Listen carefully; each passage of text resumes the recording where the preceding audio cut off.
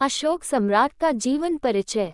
अशोक सम्राट का जन्म 304 ईसा पूर्व में पटना के पाटलिपुत्र में होता है। इनके पिताजी का नाम बिंदुसार था और इनकी माताजी का नाम सुभद्रांगी था। इनके दादाजी का नाम चंद्रगुप्त मौर्य था। यह मौर्य साम्राज्य के संस्थापक थे।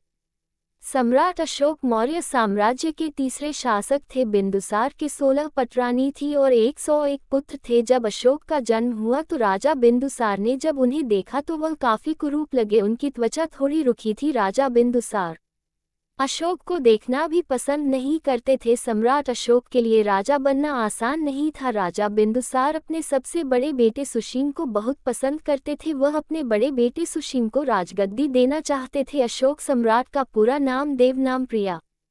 अशोक मौर्य प्रियदर्शी था, यानी कि देवताओं का प्रिय।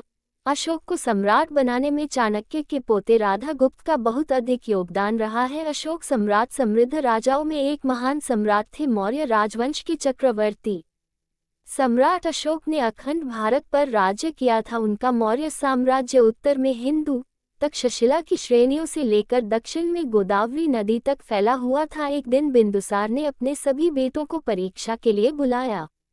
राजा बिंदुसार ने ज्योतिषी से कहा कि इन्हें देखकर ये बताओ कि इनमें से कौन राजा बनेगा। जब सम्राट अशोक को परीक्षा के लिए मगध की राजधानी पाटलिपुत्र से राजवन के लिए जा रहे थे तो उन्हें रास्ते में बिंदुसार का मंत्री राधागुप्त मिला। राधागुप्ता उन्हें अपने साथ हाथी पर बिठा लिया। जब परीक्षा पूरी हुई तो राजा बिंदुसार ने ज्योतिषी से पूछा कि इनमें से कौन राजा बनेगा। क्योंकि राजा बिंदुसार अशोक को पसंद नहीं करते थे, इसलिए पिंगल वत्स ने सीधा जवाब नहीं दिया कि कौन इनमें से राजा बनेगा, बल्कि कुछ संकेत ही दिए थे, जैसे कि जिसकी सवारी सबसे श्रेष्ठ थी, जिसका आसन सबसे ऊंचा था। इस तरह से पिंगल वत्स ने अशोक के सम्राट बनने के संकेत दिए थे। सम्राट अशोक के 5 पत्नियां थीं। सम्राट अशोक ने 286 ईसा पूर्व में महारानी देवी से विवाह किया। इसके बाद 266 ईसा पूर्व में रानी पद्मावती से विवाह किया। 270 ईसा पूर्व में संधि मित्रा से विवाह किया। इसके बाद तिश्रक्षा से विवाह किया। इसके बाद करुवकी से विवाह किया। बिंदुसार की मृत्यु के बाद 269 ईसा पूर्व में सम्राट अशोक का राज्य अभिषेक किया गया। सम्राट अशोक भारत के सबसे शक्तिशाली एवं महान सम्राट थे। सम्राट अशोक को चक्रवर्ती सम्राट अशोक कहा जाता है, जिसका अर्थ है सम्राटों का सम्राट। ये स्थान भारत में केवल सम्राट अशोक को मिला है। 273 ईसा पूर्व में सम्राट अशोक राजगद्दी पर बैठे थे। कहा जाता है कि सम्राट अशोक ने राजगद्दी पाने के लिए अपने 99 भाइयों की हत्या कर दी थी।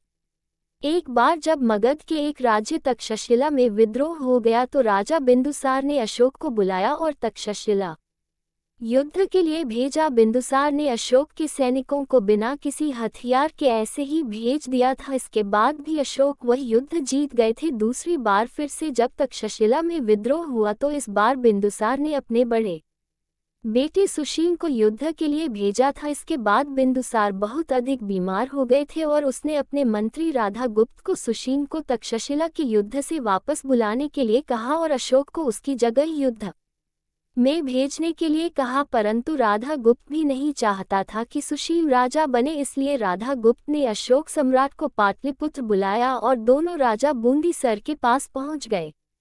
कलिंग युद्ध के 2 वर्ष पहले ही सम्राट अशोक भगवान बुद्ध की मानवतावादी शिक्षकों से प्रभावित होकर बौद्ध अनुयायी हो गए थे। कलिंग के युद्ध के बाद सम्राट अशोक बहुत अधिक बदल गए थे। जब उन्होंने युद्ध में इतनी मार काट को देखा तो वह बहुत अधिक दुखी हुए और उन्होंने ये सब देखकर बौद्ध धर्म को अपना लिया। इसके बाद उन्होंने युद्ध करने का वचन दिया। राजा अशोक ने बौद्ध धर्म को अपनाने के संपूर्ण एशिया में और सभी महाद्वीपों में बौद्ध धर्म का प्रचार और प्रसार किया। राजा अशोक ने धीरे धीरे अपना सब कुछ दान कर दिया था।